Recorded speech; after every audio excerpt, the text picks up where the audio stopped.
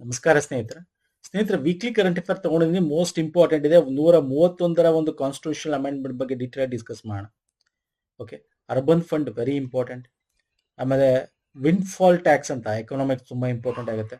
ಒಂದಷ್ಟು important current affairs ಇದೆ ನೋಡಿ. ವೀಕ್ಲಿದು ಸಪ್ರೇಟ್ ಪ್ಲೇ ಲಿಸ್ಟ್ ಮಾಡಿದೀವಿ, ಮಂತ್ಲಿ ಸಪ್ರೇಟ್ ಪ್ಲೇ ಲಿಸ್ಟ್ ಇದೆ. ನಿಮಗೆ ಲಿಂಕ್ ಕೊಟ್ಟಿರ್ತೀನಿ, ನೋಡಿಲ್ಲ ಅನ್ನೋ ನೋಡ್ಕೊಳ್ಳಿ ಸ್ನೇಹಿತರೆ. ಪ್ಲೇ ಲಿಸ್ಟ್ ಲಿಂಕ್ ಕೊಟ್ಟಿರ್ತೀನಿ, ಇದೇ ವಿಡಿಯೋದ ಕೆಳಗೆ ಡಿಸ್ಕ್ರಿಪ್ಷನ್ ಬಾಕ್ಸ್ ಇರುತ್ತೆ. ನಮ್ಮ ಟೆಲಿಗ್ರಾಮ್ ಇನ್ಸ್ಟಾಗ್ರಾಮ್ ಫಾಲೋ ಮಾಡಿಲ್ಲ ಮಾಡ್ಕೊಳ್ಳಿ. This weekly is very important current affairs. ಯಾಕಂದ್ರೆ ಎಕ್ಸಾಮ್ ಅಲ್ಲಿ ಇತ್ತೀಚೆಗೆಲ್ಲ ನಿಮಗೆ ತುಂಬಾ ಡೀಪ್ ಆಗಿ ಕೇಳ್ತೇನೆ, ಹಾಗಾಗಿ this is very important. Okay, first ನಾನು 131ನೇ ಸಂವಿಧಾನ ತಿದ್ದುಪಡಿ ಬಗ್ಗೆ ಮಾತಾಡ್ತೇನೆ. ಓಕೆ, ಥಿಯರಿ ಬಗ್ಗೆ ಇದ್ರ ಬಗ್ಗೆ ಡೀಟೇಲ್ ಆಗಿ ತಿಳ್ಕೊಂಡು ಆಮೇಲೆ ಇದಕ್ಕೆ ಪ್ರಶ್ನೋತ್ತರ ತಗೋತೀನಿ. ನೀವು ಎಲ್ಲಾ ರೀತಿ ಇದಕ್ಕೆ ಸಂಬಂಧಪಟ್ಟಂತೆ ಪ್ರಶ್ನೋತ್ತರಗಳನ್ನು ತಗೋತೀನಿ, ಆನ್ಸರ್ ಮಾಡ್ತಾ ಬನ್ನಿ. ನೋಡಿ, 131ನೇ ತಿದ್ದುಪಡಿ, ಇದನ್ನ ನಾರ್ತ್ ವರ್ಸಸ್ ಸೌತ್ ವಾರ್ ಅಂತಾನೆ ಕರೀತಾರೆ. Versus south war. Okay okay ಒಂದು ಇನ್ನೊಂದು ವೆರಿ ಇಂಪಾರ್ಟೆಂಟ್. ಇದು ಅಲ್ಲಿ ನಮ್ಮ ಲೋಕಸಭೆಯಲ್ಲಿ ಸೋಲ್ ಕೂಡ ಆಗಿದೆ. 3/2 ಮತ ಬರಲಿಲ್ಲ. 2/3 ಆಫ್ ದ ವೋಟ್ ಅಂದ್ರೆ ಸ್ಪೆಷಲ್ ಮೆಜಾರಿಟಿ ಅಂತ ಕರಿತೀವಿ, ಅದು ಸಿಕ್ಲಿಲ್ಲ. Okay fine sir. ಈ ಒಂದು ಸಂವಿಧಾನಕ್ಕೆ ಸಂಬಂಧಪಟ್ಟಂತೆ 131ನೇ ತಿದ್ದುಪಡಿಯಲ್ಲಿ ಏನಿತ್ತು, ಯಾಕೆ ಸೋಲಾಯಿತು, what is the difference, why it is north versus south war ಅಂತ ಕರಿತೀವಿ, ಎಲ್ಲ ಡೀಟೇಲ್ ಆಗಿ ತಿಳ್ಕೋಣ. ಓಕೆ, ಇಲ್ಲಿ ಒಟ್ಟು ನಿಮ್ಗೆ ಗೊತ್ತಿದೆ 543 ಒಂದು ಸೀಟ್ಸ್ ಇದೆ. ಈಗ ಅಟ್ ಪ್ರೆಸೆಂಟ್ 540 ಇದೆ, 3 ವೇಕೆಂಟ್ ಇದೆ. ಇದರಲ್ಲಿ ಸ್ಪೆಷಲ್ ಮೆಜಾರಿಟಿ ಸೋಲಾಯಿತು ಅಂದ್ರೆ ಅರ್ಥ ಮೋರ್ ದನ್ 50% ಅಲ್ಲಿ ಹಾಜರಿರಬೇಕು. ಅದಕ್ಕೆ ವಿಪ್ ಕೂಡ ಪ್ರಧಾನಮಂತ್ರಿಗಳು ಅವರ ಮಿತ್ರ ಪಕ್ಷ ಅವರ ಒಂದು ಬಿಜೆಪಿ ವಿಪ್ ಕೂಡ ಹಾಕಿದ್ರು. ವಿಪ್ ಅಂದ್ರೆ ಕಂಪಲ್ಸರಿ ಹೋಗ್ಲೇಬೇಕು ಅಂತ. ಸೊ ಅದರಲ್ಲಿ 540 ಜನರಲ್ಲಿ 528 ಜನ ಟೋಟಲ್, ಇನ್ಕ್ಲೂಡಿಂಗ್ ಬಿಜೆಪಿ ಅಂದ್ರೆ NDA ಗೌರ್ಮೆಂಟ್ ಅಲ್ಲಿ ಇರ್ತಕ್ಕಂಥದ್ದು ಮತ್ತೆ ಆಪೋಸಿಷನ್ ಪಾರ್ಟಿ, ಒಟ್ಟು 528 ಜನ ಭಾಗವಹಿಸಿದ್ರು. 352 ನಮಗೆ ಬೇಕಾಗಿತ್ತು. 2/3 ಅಂದ್ರೆ 75% ಅಷ್ಟು ವೋಟ್ ಬೇಕು ಸ್ಪೆಷಲ್ ಮೆಜಾರಿಟಿಗೆ. ಆದ್ರೆ ಬಂದಿದ್ದು 298 ವೋಟು, ನೋ ಅಂತ 230. ಅಂದ್ರೂ ಕೂಡ ಜಾಸ್ತಿನೇ ಇದೆ. ಬಟ್ ಸ್ಪೆಷಲ್ ಮೆಜಾರಿಟಿ ಅಂದ್ರೆ 2/3 ವೋಟ್ ಸಿಕ್ಬೇಕಾಗಿತ್ತು, ಸಿಕ್ಲಿಲ್ಲ. ಆಲ್ಮೋಸ್ಟ್ ನಿಮಗೆ ಇಲ್ಲಿ 50 ಸರ್ 32 ವೋಟ್ಗಳೇನೋ ನೋಡಬಹುದು ನಾವು, ಕಮ್ಮಿ ಅವ್ರಿಗೆ ಆಗಿರ್ತಕ್ಕಂಥದ್ದು. Okay fine. ಇದ್ರ ಜೊತೆಗೆ ಯಾಕೆ ಹಿಂಗಾಯ್ತು ಅಂದ್ರೆ ಇದರಲ್ಲಿ ಹಿಡನ್ ಇತ್ತು. ಏನ್ ಹಿಡನ್ ಇತ್ತು ಅಂದ್ರೆ ಇಲ್ಲಿ ಮಹಿಳಾ ಮೀಸಲಾತಿ ಒಂದೇ ಹೆಸರುಗದೆ, ಅದ್ರ ಒಳಗೆ 12 ಬಿಲ್ಗಳಿದ್ವು, 12 ಕಾಯ್ದೆಗಳನ್ನ ಮಾಡಬೇಕು ಅಂತಿದ್ರು. ಒಂದು ಕೇಂದ್ರಾಡಳಿತ ಪ್ರದೇಶಗಳ ಕಾನೂನು ತಿದ್ದುಪಡಿ ಮಸೂದೆ, ಡಿಲಿಮಿಟೇಷನ್ ಮಸೂದೆ ಅಂತಕ್ಕಂಥದ್ದು. ಓಕೆ, ಇದೆರಡು ಅದರಲ್ಲಿ ಹಿಡನ್ ಇತ್ತು. ಯಾವಾಗ ಇದಕ್ಕೆ ಸೋಲಾಯ್ತು, ಅದರಲ್ಲಿ ಇರ್ತಕ್ಕಂಥ ಹಿಡನ್ ಅದರ್ ಬಿಲ್ಸ್ ಗಳನ್ನು ಕೂಡ ಏನ್ ಮಾಡ್ತು, ಸರ್ಕಾರ ವಾಪಸ್ ತಗೊಂತು. ಓಕೆ, ದಟ್ ಆ ಒಂದು ಬಿಲ್ಗಳನ್ನ ವಾಪಸ್ ತಗೊಂತು. ಇನ್ನು ಈ ಏನಕ್ಕೆ ಇದಾಯ್ತು ಅದ್ರ ಬಗ್ಗೆ ಡಿಸ್ಕಸ್ ಮಾಡೋಣ. ಏನಪ್ಪಾ ಇದಕ್ಕೆ ಸಂಬಂಧಪಟ್ಟಂತೆ ಅಂತ ನೋಡೋದಾದ್ರೆ, ಫಸ್ಟ್ ಡಿಲಿಮಿಟೇಷನ್.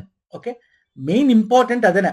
ಒಂದು ನಂಬರ್ ಆಫ್ ಸೀಟ್ಸ್ ಜಾಸ್ತಿ ಮಾಡೋದು, ಎಸ್ಪೆಷಲಿ ಡಿಲಿಮಿಟೇಷನ್ ಕಮಿಷನ್ ಅಂತ ಏನ್ ಕರಿತೀವಿ, ಅದಕ್ಕೆ ವಿರುದ್ಧವಾಗಿ ಎಸ್ಪೆಷಲಿ ಸೌತ್ ಇದರ ವಿರುದ್ಧವಾಗಿರ್ತಕ್ಕಂಥದ್ದು. ಇದೇನು ಎತ್ತ ಒಂದೊಂದಾಗಿ ನೋಡೋಣ. ಫಸ್ಟ್ ಒಂದ್ ಅರ್ಥ ಮಾಡ್ಕೊಳ್ಳಿ, ಡಿಲಿಮಿಟೇಷನ್ ಅಂತಕ್ಕಂಥದ್ದು ಇವಾಗ ಏನಿಲ್ಲ ನೋಡಿ, 543 ಸೀಟ್ ಇದೆ. ಇದು 2002ರ ಒಂದು ಡಿಲಿಮಿಟೇಷನ್ ಕಮಿಷನ್ ಆಧಾರದಲ್ಲಿ ಇರ್ತಕ್ಕಂಥದ್ದು. ಓಕೆ, ಅಂದ್ರೆ ರಿಆರ್ಗನೈಸ್ಡ್ ಮಾಡಿರ್ತಕ್ಕಂಥದ್ದು ಕಾನ್ಸ್ಟಿಟ್ಯೂಯೆನ್ಸಿಗಳನ್ನ. ಲೋಕಸಭೆಯಲ್ಲಿ 543 ಸೀಟ್ಗಳನ್ನ ಏನಿದೆ ಇವಾಗ ಅಟ್ ಪ್ರೆಸೆಂಟ್. ಅದಕ್ಕೆ ಅಂದ್ರೆ ನಾವು ಈ ಸೆನ್ಸಸ್ ಯಾವ ಆಧಾರದ ಮೇಲೆ, ಯಾವ ಜನಸಂಖ್ಯೆ ಆಧಾರದ ಮೇಲೆ ಇದನ್ನ ಮಾಡಿದೀವಿ ಅಂದ್ರೆ 1971, ಇಲ್ಲಿ ಇಂಗ್ಲಿಷ್ ಅಲ್ಲಿ ಕೊಟ್ಟಿದ್ದೀನಿ, ಕನ್ನಡ ಕೊಟ್ಟಿದ್ದೀನಿ, ಎಲ್ಲ ಕೇಳ್ತೀರಾ ಅಂತ. 1971ರ ಒಂದು ಜನಗಣತಿಯ ಮೇಲೆ ಮಾಡ್ತಾ ಇದ್ದಿದ್ದು.